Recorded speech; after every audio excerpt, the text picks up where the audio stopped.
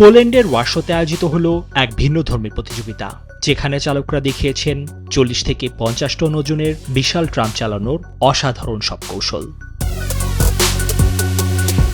মোট 10টি প্রতিযোগিতায় চালকদের পরীক্ষা দিতে হয়েছে। এর মধ্যে ছিল ট্রাম ব্যবহার করে বোলিং পিন ফেলে দেয়া কিংবা কার্ডবোর্ডের কাঠামোর খুব কাছ দিয়ে গিয়েও তাকে স্পর্শ না করা। এছাড়াও প্রতিবন্ধী ব্যক্তিকে সহায়তা করা এবং নির্দিষ্ট স্থানে নিখুঁতভাবে ট্রাম থামানোর মতো কঠিন পরীক্ষাও ছিল। এই প্রতিযোগিতার বিজয়ীরাই শরৎকালে ভিয়েনায় অনুষ্ঠিত বিশ্ব চ্যাম্পিয়নশিপে অংশ নেবেন। নিবির আমিন, নিউজ 24। বান্ডেল থাকলে প্রতি সেনমানিতে টাকা বাঁচবে। বিকাশ সেনমানি বান্ডিল কিনে জিতুন প্রতি লেনদেনে।